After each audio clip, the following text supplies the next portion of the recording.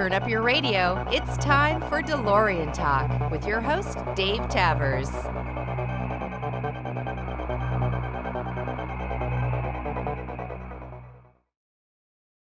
Hi, and welcome back to another episode of DeLorean Talk. I am Dave Tavers, based out of Las Vegas, Nevada, VIN 10515, and I'm glad that you're back again. Today's guest is Justin Sookraj, who runs Wells Auto in Milton, Ontario, Canada. He's run the shop since 2014, and the shop has several DeLoreans. Prior to that, Justin worked at Mercedes-Benz in Canada, and he's been working on cars in general since he was about 13. He bought his first DeLorean in 1997, but returned it shortly thereafter. His current DeLorean he bought in 2009, and it is VIN 11594. Justin, thanks for taking the time to join me. No problem. Thank you very much for having me, Dave.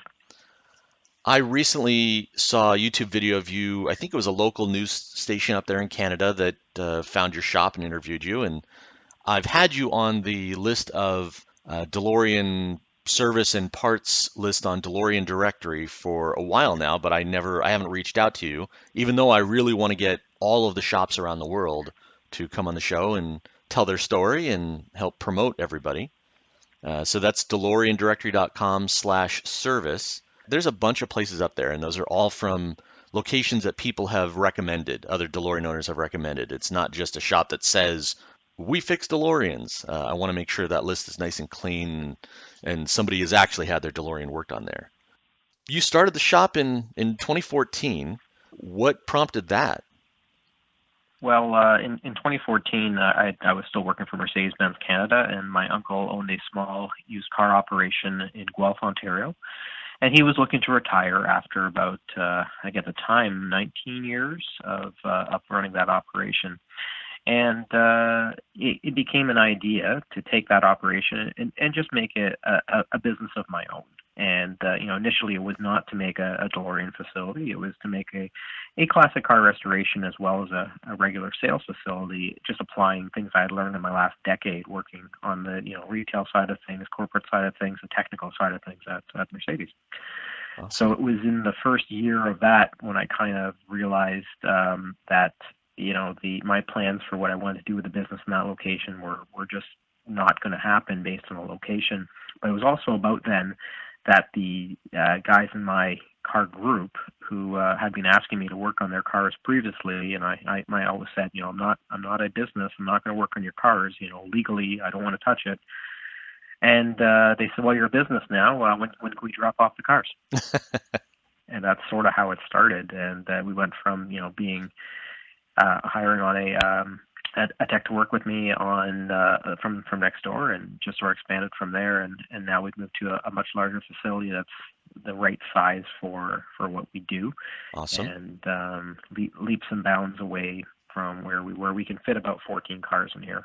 Wow. And you said you first started doing classic cars. It wasn't DeLoreans. Yeah, it was that operation my uncle had was just a little used car lot. He'd sell, $5,000 cars to the students of the University of Guelph, and that was sort of his world, as well as fixing up some older cars that he liked to have, older C3 Corvettes and pickup trucks and such. So one of the first cars we had in when I bought the business, that was a bit of a legacy thing, was a 66 122S Volvo, which is certainly not something I would have gone or looked for or understood, but it was a client who saw the work both my uncle and I had done, and was like, yeah, I'd like you guys to fix this. Like, okay, sure, let's get started with this. And that came out pretty neat. But again, wasn't really my passion. You kind of have to fall in love with a car a little bit to do restoration work with that, which I did. You came to understand what its pros and cons were, but that wasn't my bag. I'm a product of the 80s and 90s, and that was well before my time. Well, and you bought your current DeLorean 5 years before you opened the shop. Correct. Yes. Did you have any inkling that you wanted to work on DeLoreans when you opened the shop? I thought it was something we would probably do a little bit of, but I didn't really think we would specialize in it. I didn't think that we would really focus specifically on that for a number of reasons. I guess some of those reasons were the challenges I had with my own vehicle on some of the older parts and corrosion and things like that we have that are Certainly a lot more rampant in Canada than they are in other parts of the world. But it wasn't really the part of the plan. And then it sort of came together because there was not only a need for it, but I had acquired the skills of working on my own vehicle and then the next vehicle and then the next vehicle, and that became a lot easier. And as time went on, we were a lot easier to figure out what bolt's going to break, why, and how to prevent that. Right, or how to fix it. Which is a bigger issue again up here with our corrosion issues than I think happens in some parts of the U.S. When I talk to people in the eastern United States, a lot of people, there's a date. I don't know what that date is, but like first snow or when the weather gets cold enough, they just put the cars in the garage and they don't come out for 5 or 6 months. 100% over here. Yep, November 1st is a hard deadline. And you're Eastern Canada, right? You're up just north of the Great Lakes? Yes, we're north of the Great Lakes. I mean, across the border from Michigan. I guess directly across from Buffalo as far as a lake goes. Got it. Still cold and snow in the winter. Yes, very much so. And salt is our issue. Salt is our big issue up here. Right. And hence why November 1st to May 1st, there's pretty much no movement of the vehicles. Oh, that's smart. Yeah. The shop owns several DeLoreans. Did that happen because over time people want to get rid of them, or you just kind of started collecting them? And do they all run? Are you selling them and you just haven't found buyers? What's the story there? Well, we're a dealership, so above all, we're an OMVIC dealership, a UCDA dealership. All the licensing that you need to sell cars legally in Ontario and in Canada, we have, which makes us very specific. The cars that we have purchased have been from customers in some cases who have reached the end of their time with the car for life reasons, family reasons, health reasons, whatever. Sure. But more importantly, they're all under restoration. So everything is here as visible to be restored for the next who walks in. If you say you want a gray interior vehicle that's at mid-range, we have one. If you want a automatic early VIN, we have one, and we try and keep a variety. One automatic, one 5-speed, one black interior, one gray interior, cool. and go from there. Of course, we don't pick and choose because the entire populace of DeLoreans in Canada are half of what one city in the U.S. has. About how many do you think are in Canada overall? We approximate around 200.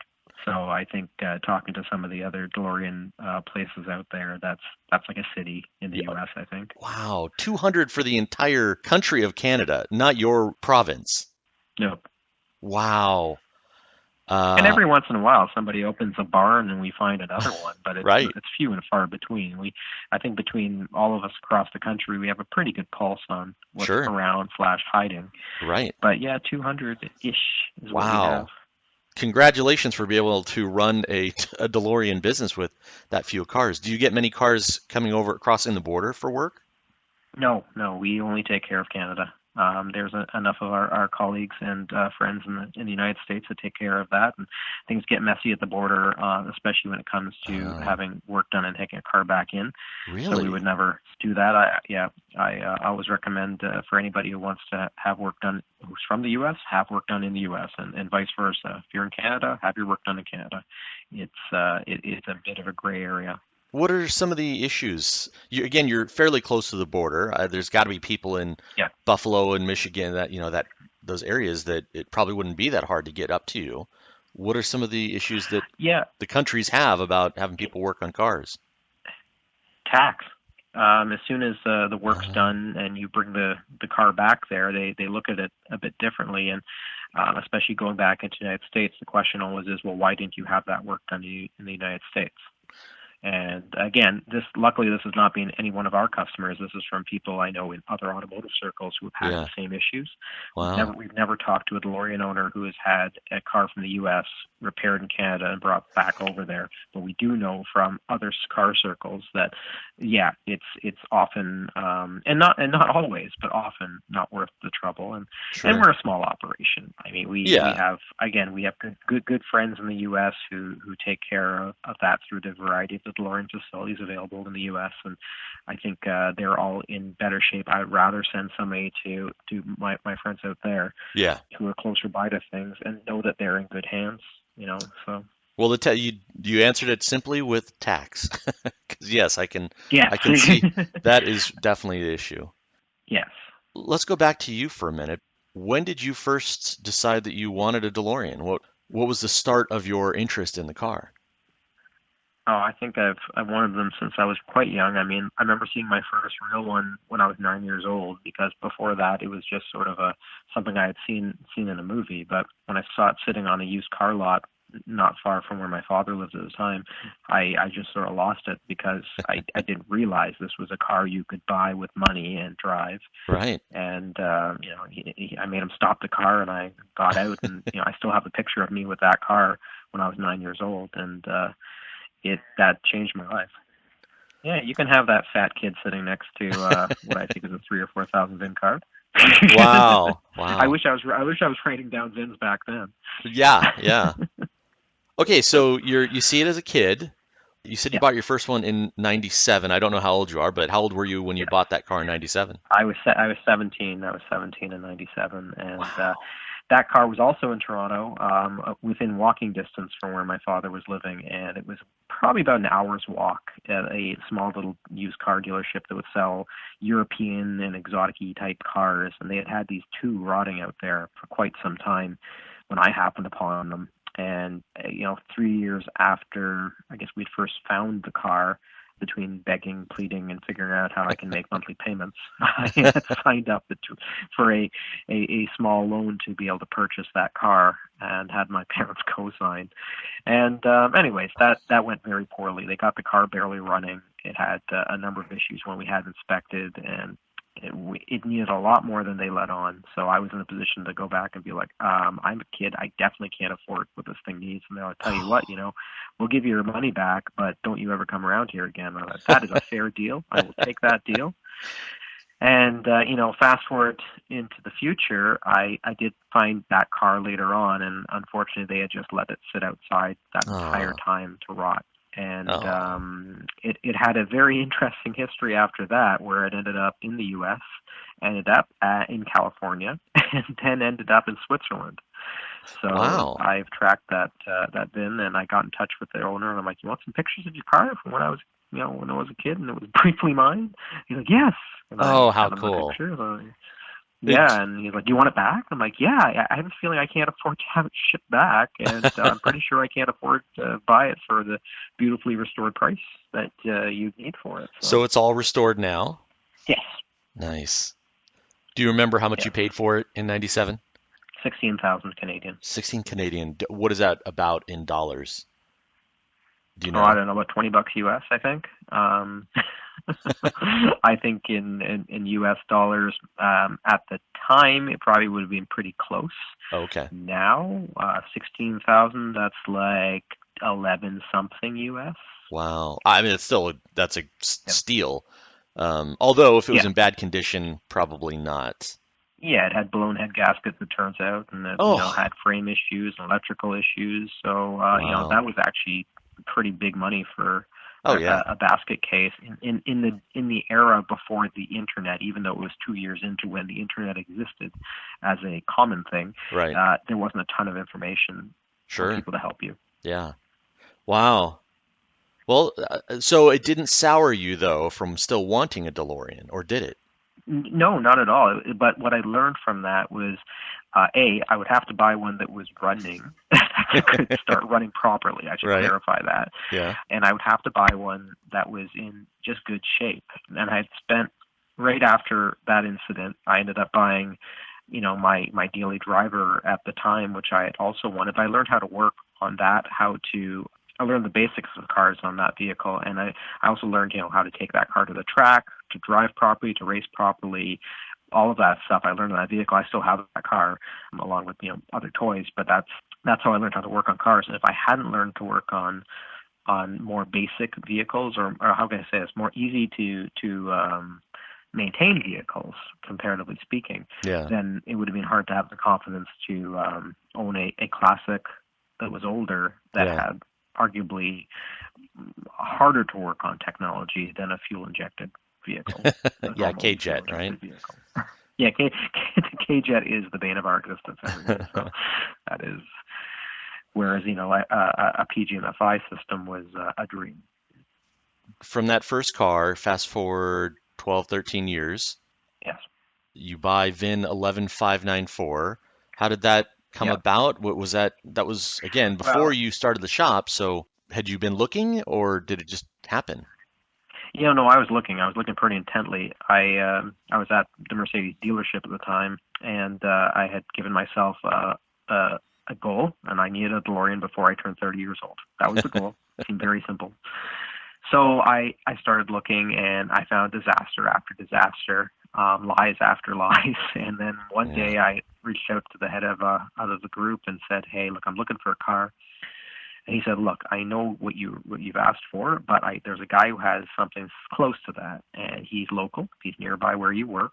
The car is not for sale, but if he meets the right person, I'm pretty sure he'll sell the car." Hmm. So I messaged this guy, and he was so totally nice, and he said, "Come by, we'll go for a drive." I go, "Oh, it's drivable. That is a neat feature." That's a much better feature. And the car drove beautifully, and he'd had his history of work done, and it was a black interior car. I wanted a gray interior car like what I had, and I had wanted a Canadian spec car like what I had, but this was an American car. But whatever, it was in nice shape. And at the end of hanging out in this driveway for 3 days, we finally Oh, just made a deal. And he's like, "Yeah, you're the right guy for the car." nice. Yeah, he knew that you were passionate and you weren't just trying to buy a fun car that you weren't going to take care of. Yeah, and I mean we treat things very similarly here at the dealership. We this is not the right car for everybody. Money doesn't buy you the care that you're going to need to put into it and the patience that you might have to have with any older car. So Yeah. we make sure that we find the right fit of owner for the car to avoid disappointment on both sides. Yeah. Well, and you had that as a kid at Yes, 17. You yes, I you know did. exactly what that Exactly. experience is. That's right. I go. Nobody else needs a broken heart. Yeah, exactly. And those stories are around regularly, and you read them online, Yeah. you see them online. People buy the car, they think that they're just gonna turn the key drive away like it's a 2015 Ford. It's like, no, this Yeah. is it's a classic car. It's gonna have problems, guaranteed. Exactly. It's a 40-year-old car at the end of the day, or they're very close to. Right. It's it's going to have things that need to be maintained, and you have to treat it with a level of care as things break in ways we haven't seen before. Because Right. at Right. this age, things are now breaking in ways we haven't seen before. Yep. Just age, simply age. Yeah, and we have to be prepared for the future of breaking. Like what's going to break next? That we again was fine for 40 years, but now is just giving way. That's something I prepare everybody for. Is that to be a caretaker of the vehicle that has lasted this far. What's the next step? Yeah. That's great that you use that term caretaker because I've said that several times that I have no Yeah, intention of selling the car unless something disastrous happens. I love it. I love sharing it. And it's not who I am, but I love sharing the car. It's not about me being anybody special.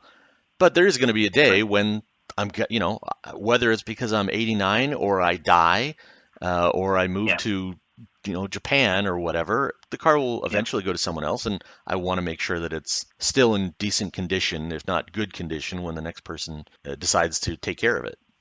Exactly, and I think that's one thing I stress to the next owner who comes into this shop and buys a car is that we're going to be thinking about its value not just for yourself, but the fact that this thing has lasted almost 40 years. Yeah, Let's continue that. There's nothing more heartbreaking than when I see one that has lasted 40 years fall into the wrong hands, yeah, get incredibly abused or molested, and that was the end of it. And that's what a tragic end for something that lasted this long. right.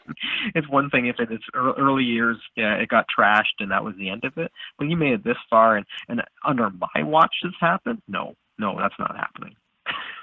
You've been running a shop, so I'm sure you've seen all kinds of things. I feel the same Yeah, way.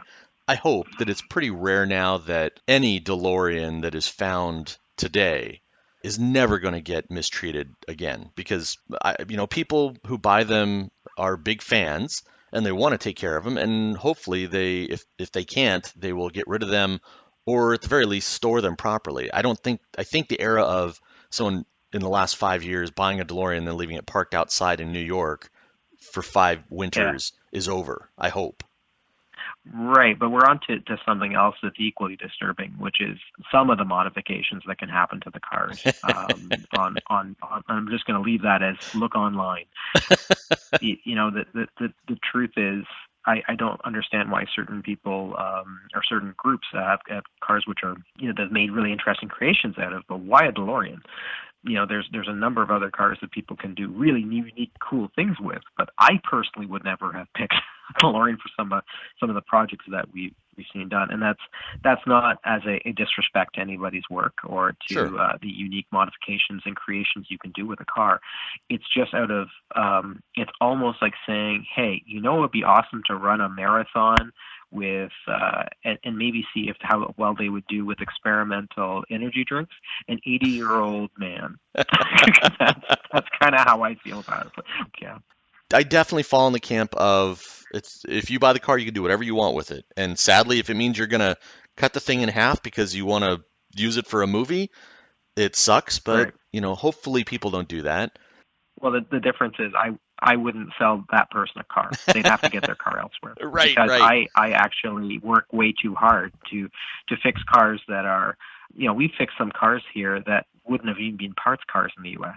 Oh, because wow. we have so few cars, right? Right. It's like the UK. Like if you've seen what they fix, it's sort of like you fix what you have, Yeah. and to go through that, it's sort of like fixing an orphan puppy and having somebody walk through the door and tell you, oh, you know what I like? Back to the Future. I'm going to build a time machine. I'm like, oh, that's fascinating. I know some people in the U.S. you should talk to. They're not here.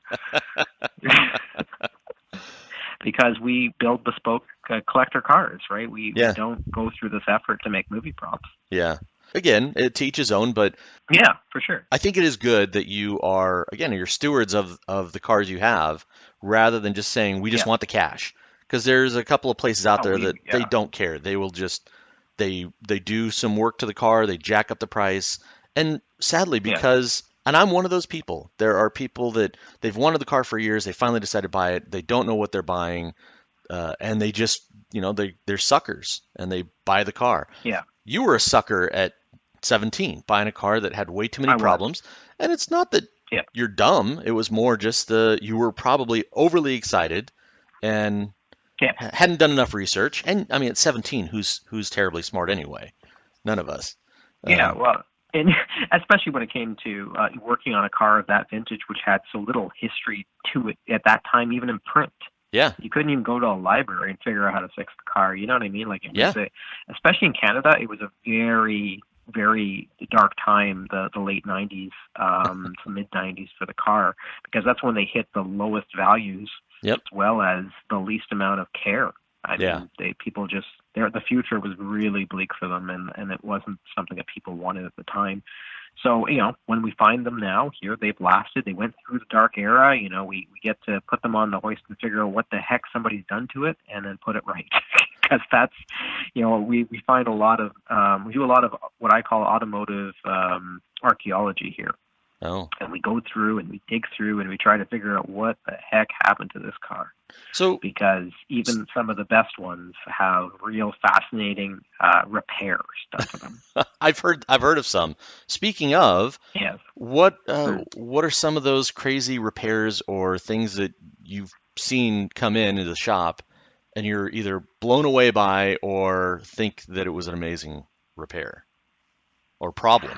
I think we've seen a lot of creative suspension and frame repairs and things like that people just had to do to make the cars mobile. And, some of them you could say, oh, well, that's stronger than stock, but heavier than stock. Or that's incredibly ugly, but effective. So, I mean, I'm not an engineer. I do not, come up with new fascinating ways to make things better. I rely on my friends who are engineers to do that, and groups who have the testing to do that. I install these tested parts. I do not say, you know what, I'm going to fix this and it's going to be better because of this new design that we choose to do. I would look to the village elders for advice before I would ever do something like that. Do you buy a lot of parts from DeLorean Go or Ed Ooding? Yeah, we buy from a number of the vendors, but yes, I know Ed well. I know Aaron. It's a small little world, so Yeah. we're happy that all the options are out there, and we buy the parts that our clients request. Got it. Good. Do you have any favorite stories about cars coming into the shop or bad stories?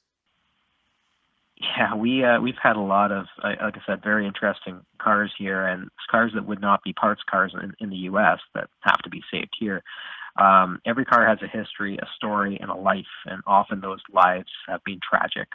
The one that stands out the most is a car that had been left at a repair shop when it was vandalized by some kids 20 years ago. Every window had been smashed in. Every panel had been beaten with a crowbar. Oh, It was just left to rot in a variety of places.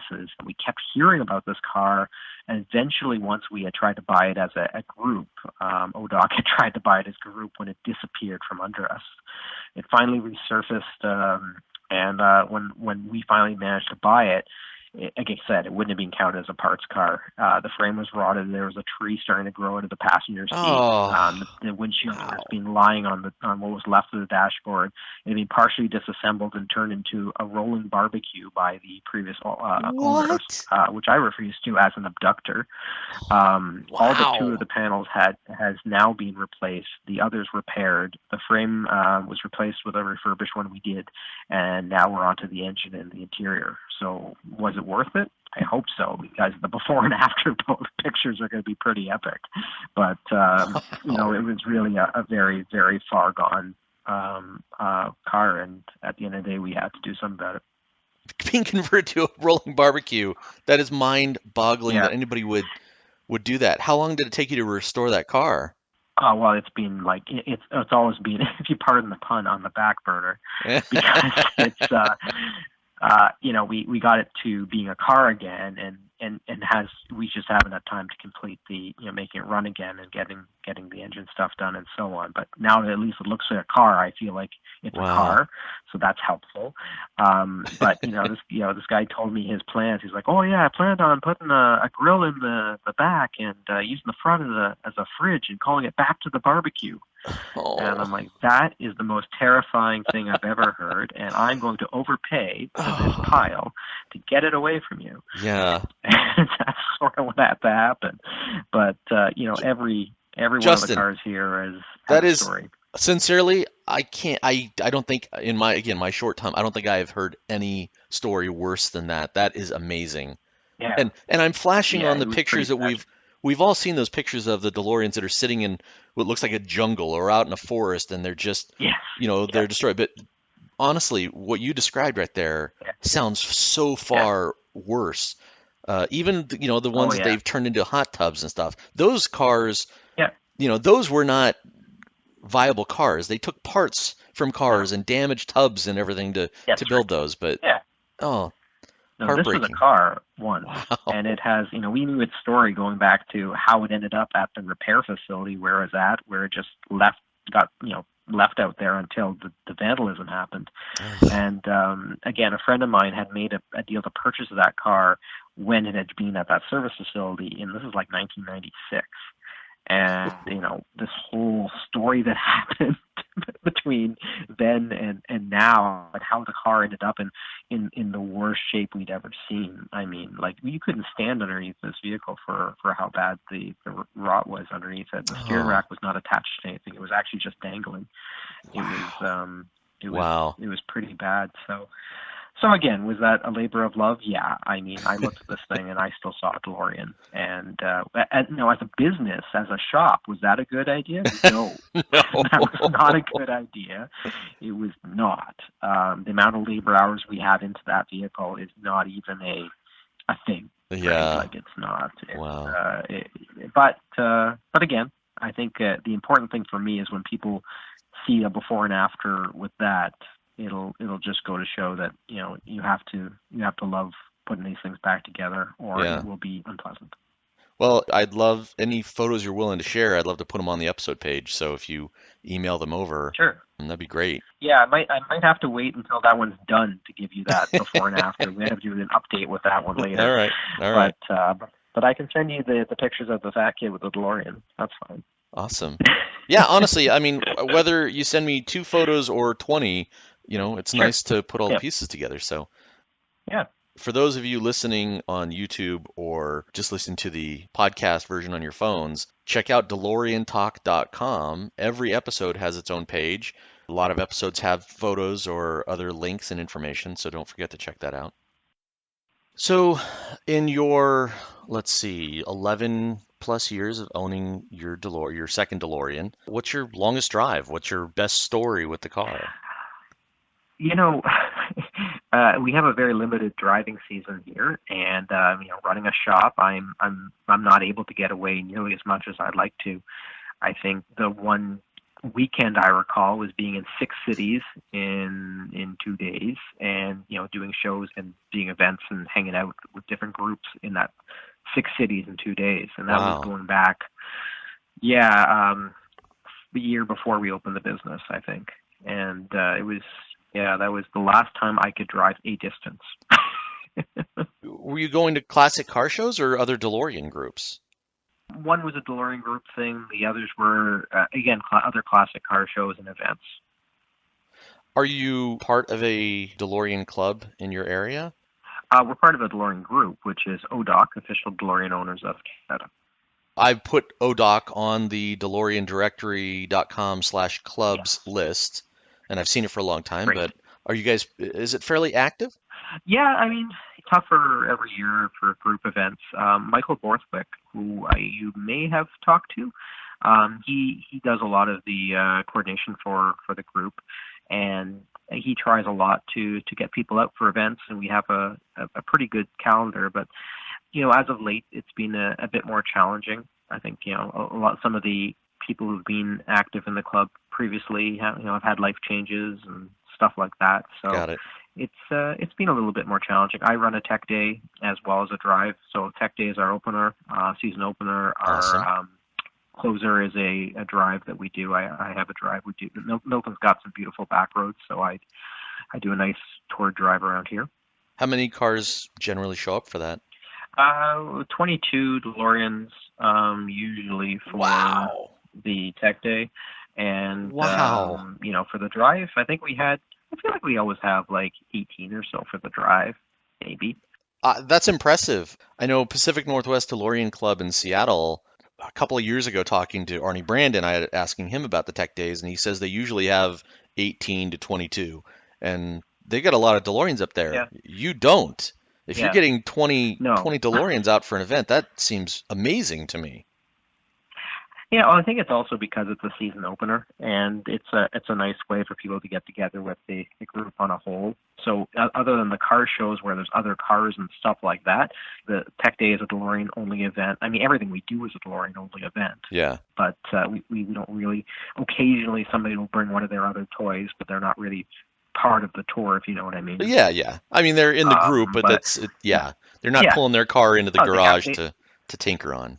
That's right. Like they have a DeLorean, but they also have this, and this. Right, Today right. they decided to bring this, right? So yeah, there's. I'm really blown away. That's a lot of DeLoreans to get to a tech day. Oh, okay. Well, I thought that was about normal, but if you go on our the Instagram page or Facebook, you'll actually see the pictures of the lineup. They've been pretty consistent over the past few years. Wow. I started the Orange County DeLorean Club in Southern California a couple of years ago, and we had tech days that had 14 and 15 DeLoreans, and that was fantastic considering that basically there was no activity in Southern California for many years. Yeah. And just Right. blew my mind when that many showed up. But again, that was a new club, not around for a long time. So yeah, 18 to 22 DeLoreans, that's fantastic.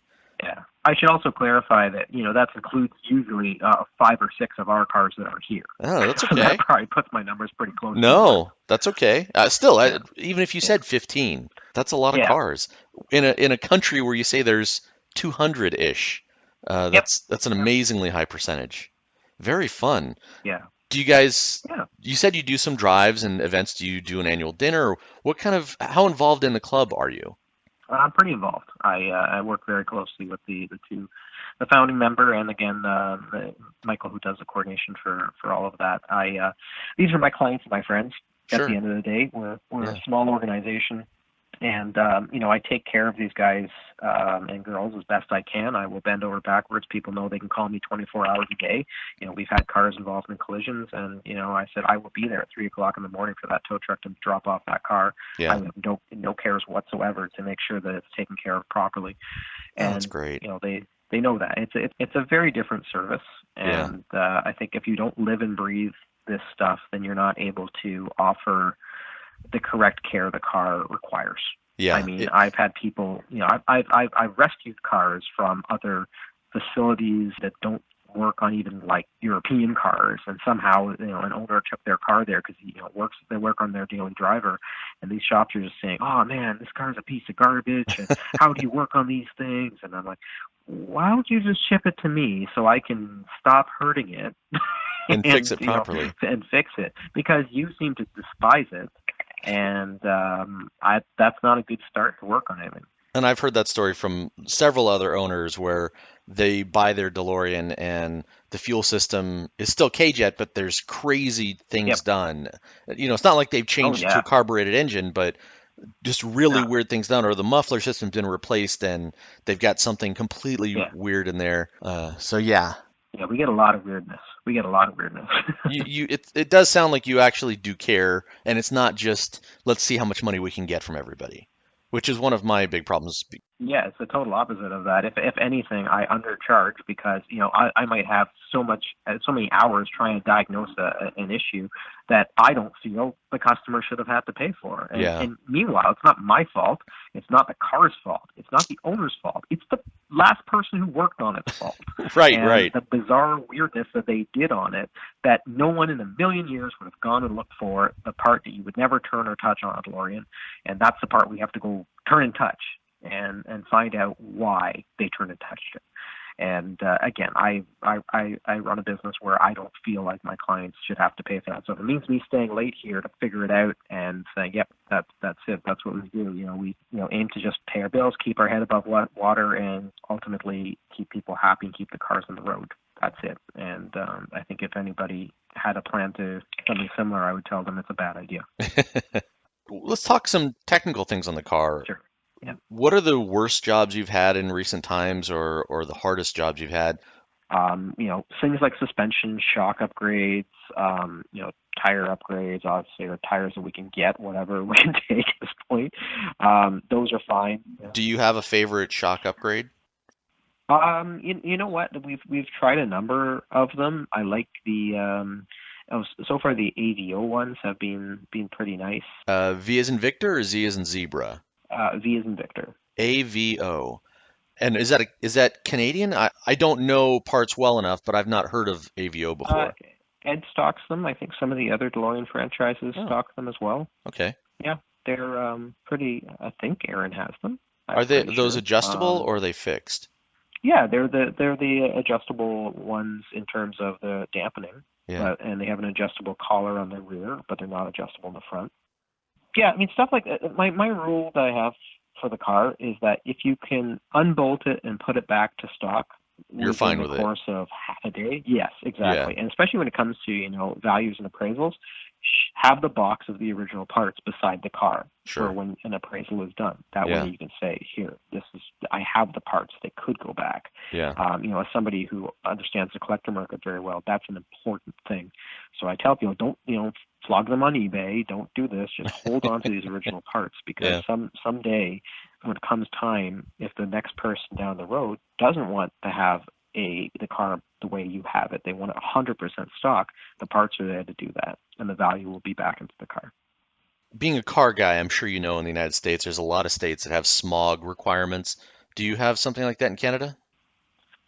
We had it. It is now gone in our province, and it never applied to DeLoreans. It only applied to cars that were 1988 and newer. 88, you're lucky. There's a lot of states here where they cut that off, like it has to be 79 or older. So DeLorean doesn't fit. There's been talk of like 81 and older, which of course kills half the DeLoreans. Yeah. Some states are a lot harder than others, so that's good. You don't have to deal with that. Any engine swaps or any kind of interesting engine work you guys have done? When we do an engine build, we just make sure things are a little bit more cleaned up in terms of the heads and so on like that. Whilst it's all apart, have a freer flowing exhaust of the few different types that are out there are always a nice thing for people who want a bit more power to the car. But the stock system as well, just to keep the noise 100% exactly the way it was, is also what some people request. So It took me a couple of years to figure out everybody that wants to do these, Josh's DPI's muffler upgrade. Uh, I kept thinking it was for the tiny little power boost. Turns out everybody yeah, wants the car to sound quote unquote cool. And again, to each his own, but yeah, people would ride in my car and we'd be driving down the freeway and multiple people said, "Wow, it's so quiet in here." Like that's because I have the stock yeah, muffler. I haven't done an upgrade. right. I don't want the car to sound like a street rod. I want it to sound the way it was supposed to in the beginning. Yeah, and my 82 has a completely dead stock system, and I just like the way the car works in its stock configuration. And again, to each their own. That's all. It's whatever people want. It's fine for them. Have Well, you? yeah, whatever people want within reason. Yeah, right, right. Have you been to many DeLorean events over the years? Have you done any DCSs or been to Eurofest? Yeah, I was at DCS 14 or 20 in 2014. That was really a good time. I as a shop, I really haven't had time to be able to get away for that amount of time or for anything like that since. I really want to go to Eurofest. Like really want to go. So that's on the agenda hopefully for next year. But it's I mean we have such a short driving season in Yeah, this market that I just can't.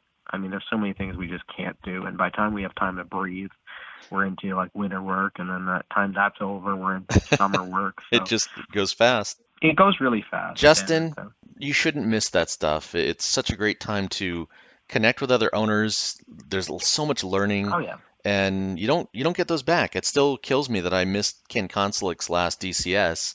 yeah, it was good. The last one that he did, because I've heard Yeah, from so many people it was so amazing. yeah, that was the one I went to. That right, exactly, a 14. Yep, yep, The last Eurofest, I think I had my car 2 months, and it was too much money and too big of a commitment. I didn't understand what I was missing out on. So now I harp on a yeah, lot of people. I'm like, don't miss this. These are very unique opportunities to go do this stuff. And you having a shop, being a part of the community, being basically one of the only shops in Canada, maybe the only one, you really need to go. Wolfgang Hank is going to have Pilot yeah, Car 21 there, or at least he said this at the last DCS that he was restoring it. I'm pretty sure by yeah. now he's got it done. I'm really excited to see that because there's not many pilot cars left, and Wolfgang No, is I agree. hardcore mechanic, so you know that it's done right. Yeah, yeah. No, I saw some notes about I think it was on one of the forums, and yeah, no, I mean, I really wanted to go. I mean, I had I couldn't go last time, and at this time I have to.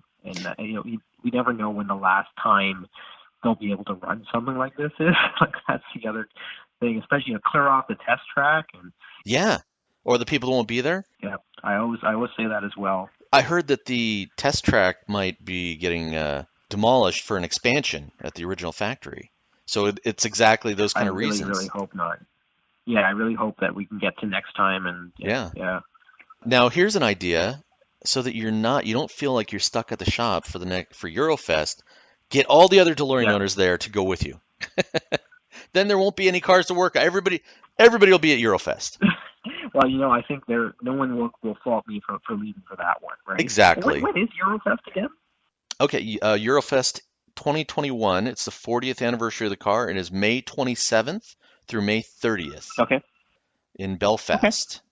You can find them on Facebook if you search for DeLorean Eurofest 2021, and there is a website as well. So everybody definitely go check that out. I don't think they've ever run out of tickets, but looking at those pictures from the last several events, it's just amazing having that many cars in one place. I've made some plans for me to be there with a friend who lives there, so I'm getting that side of it taken care of. Good, good. That's Yeah. awesome. Yeah. Now I have some motivation that I have somebody on ground I can trust. Right, it does So make it a little bit easier.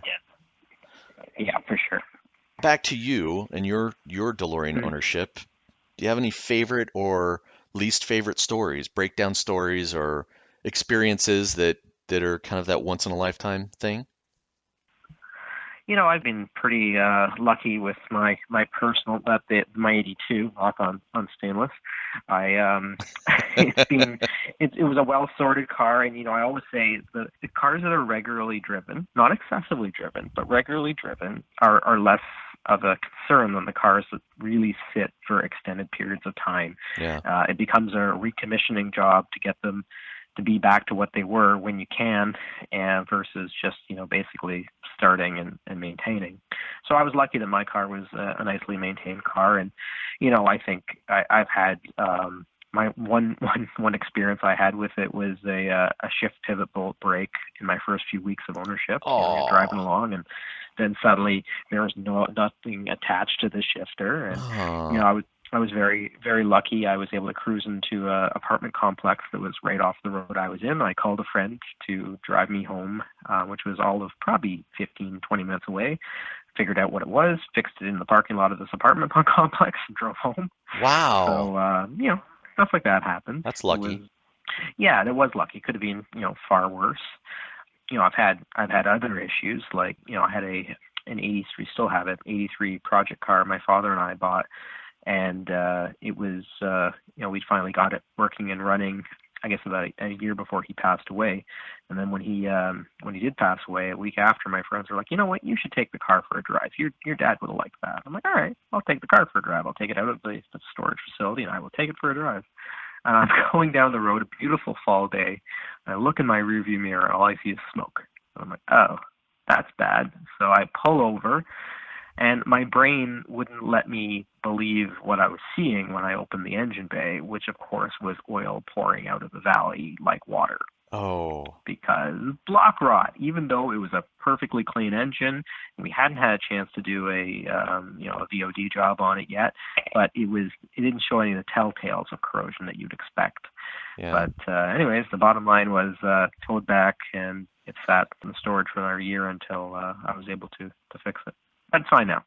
So for something like that, you had block rot. Did you replace the entire engine, or did you just? I was able to sort of figure out where the leak onto it was, and I showed some of my clients who were here. I go, this is a repair I would never do for a client, because if it were to break again in this way, it would be equally catastrophic. It would be the end of it. But we were able to weld the block for my own personal car in that particular case. And I know, again, I would never do it for a customer, because it's just pretty iffy. But the rest of the engine was in such good shape, it was certainly worth having somebody who was very skilled with TIG. Yeah. Do that one little spot. So. That's lucky. So, and it was a coolant leak, presumably, that caused the block rot? Yeah, probably. I mean, also with a lot of the cars we see in barn storage, and this was a barn find car, mouse droppings become acidic as well, and all sorts of stuff. I've seen like a mouse nest eat through a metering plate assembly. Wow. Like the plate for the plunger, and it actually had a hole in that from a mouse nest that was sitting inside the airbox. Wow. Yeah, we've seen terrible things. We've seen really aggressive rodent issues. Especially from the barn cars, and it gets to a point where things can be really biohazard. Do you have any recommendations on? I don't want to say long-term storage, because like even for the car you and your dad had, you guys didn't drain the fluids and park it, presumably because, like most people, you probably don't expect to leave it sit for 2, 3, 5 years. You think you're going to drive it once a month, and then the next thing you know, 2 years have gone by. Well, yeah, in that case, we had just got the car the year before. It was all the previous owner stuff that sat in the barn. So we hadn't, we picked it up as a basket case to fix, and got it running in a course of a week, which was a bit of a miracle. This was still before I had the business, and did everything right, cleared out the tank, did the fuel system flushing and all of that, and freed up the engine and blah blah blah. But what was happening, of course, was the corrosion that was happening there before we even got to it. And had I pulled the intake manifold, the year before, I might have seen something. Sure. But kind of hard to say. It sounds like it was a project car. You weren't trying to do a full rebuild at that moment, and you didn't expect it to break that quickly. Yeah. You still save the car. Yeah, and it's fine now. We, just some cosmetics to do on it, and I drive it every once in a while to keep it alive. But it's coming along. Awesome. With all my free time. Right, exactly. Yeah. There was a video. Now I'm forgetting what year it was. It was like 18 years ago that Ed Bernstein, who ran DeLorean 1 forever.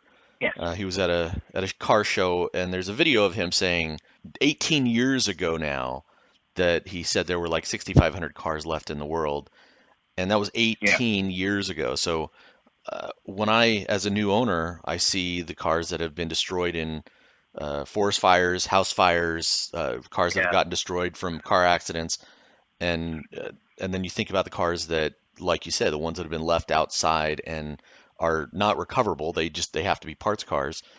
My estimate is like 4,500, 5,000 now. After 20 years Yeah. to lose 1,000 or 1,500 cars seems reasonable. I'm not a mathematician, but just from what I've seen, I feel like there's 4,500 to 5,000 in the world. That's what I tell people on Yeah. the street at the gas station. The community is I think that smaller and sounds smaller. like it's pretty correct. I think I mean my number I would put as a guesstimate too is about 5,000, and the bulk of that being in the U.S. just based on where people have reported cars. Right, right. So the DeLorean Census that we started on DeLoreanDirectory.com/census, Yes. that was the whole point Hmm. of that is there was some other lists out there, but they didn't have enough information. They didn't have dates on there. You didn't have any idea Yeah. if that VIN plate was from yesterday or 10 years earlier. Exactly. So the DeLorean Census out there, all the data is available. There's nothing other than the person's name and email address that's hidden just so that people don't get spammed, but everything else is available on the spreadsheet so that when someone is researching a car, hopefully now and in the future, they're going to be able to say, "Oh, look, here's the car was in this location and that location," and I'm hoping that people who haven't already will go up and submit a census record, and even Yeah. better, after you submit the census record, if you'll upload photos, at least one, if not 20. Yeah. Oh, absolutely. Some people have said, "Ah, Dave, why are you doing this? What are you trying to get out of it?" Nothing. I'm so for the community. I just want to like you. I want to help the community. I want to help people with the car, and my skill set happens to be as a web software geek. I'm not a mechanic. Yep. I don't know Great. enough, so that's why, and that's where the show comes from too. Is just it's for fun and it's for owners primarily, but a lot of people listen to it. Yeah, no, I think that's great. I love anybody who's trying to help out the community and puts the cars sort of first. Right. I'm a little worried about again, like you said, just anybody who's just trying to chase the almighty dollar on this particular product, Yeah. and luckily I don't know of too many because you you picked the wrong product. If that was the Right. case, Right. but Exactly. Yeah. I think you could be making a lot more money on other cars, as maybe other people could as well. But again, I'd like to think that everybody's in the DeLorean community is in it for the cars, Yeah. and keeping the cars on the road, keeping them alive, keeping them appreciated for what they are and their unique place in history. Yeah. We were really lucky to have one of the guys who was an original factory worker come do a talk here back in the fall.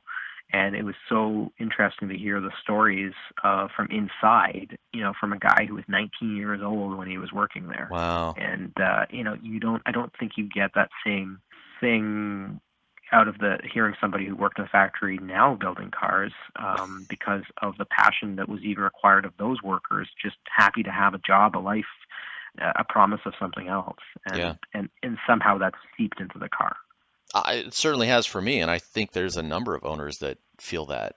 It is Yeah, a unique, special thing to have a DeLorean, not because it was in a movie or because it's so yeah. it looks unique, but the history of the car is amazing. Yeah, and I think that's important too. I like to see when people come and ask us about a car that they know the history about it. It's not just a shiny stainless steel thing. Right. And if they don't know the history, I'm happy to give them the history and make sure that that means something to them. Yeah. Because at the end of the day, I'd like to think that all of these things go together to make it something that you want to continue seeing alive.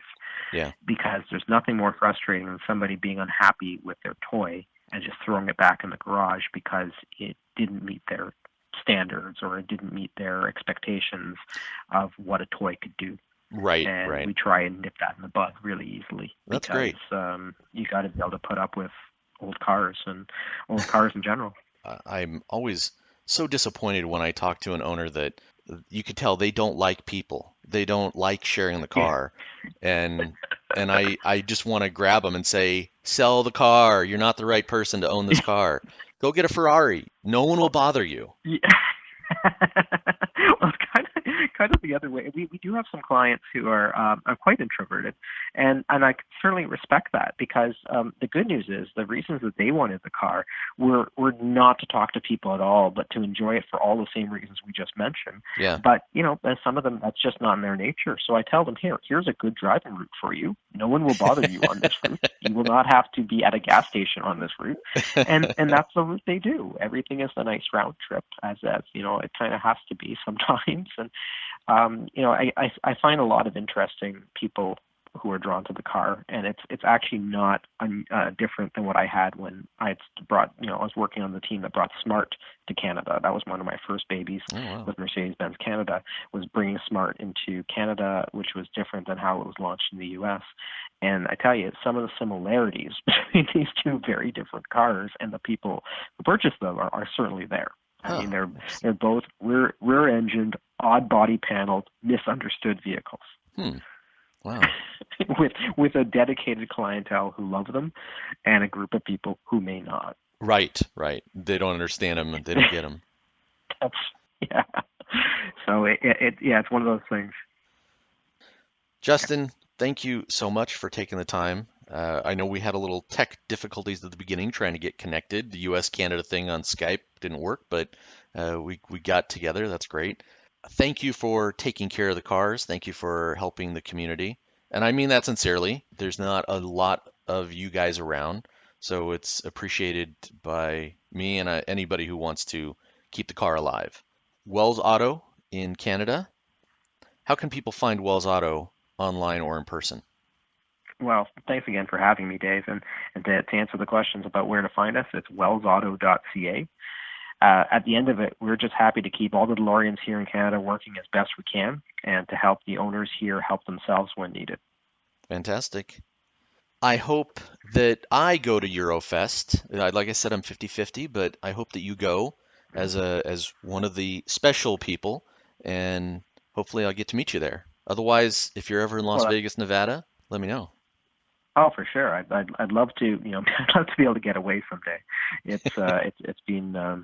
It's been busy, but Eurofest for sure. I mean, it really is, I think, an important thing this year, especially with what you said.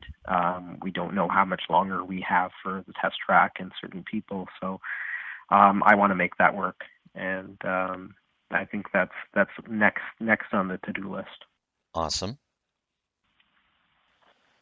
And for everybody listening, again, please go to DeLoreanDirectory.com/census. Submit a census record for your car or any car that you see online or at a local shop. Take a picture of the VIN, one of the VIN plates and a couple of pictures of it so we can see the condition and get as much info as you can to submit it. VIN numbers are not private or secret. That's why they're on the windshield. Anybody can walk up and see those, and just so we can kind of keep better track of where the car's at and what's happening to them. Spread the word about DeLorean Talk. Check out, there's lots of articles and information on DeLoreanDirectory.com.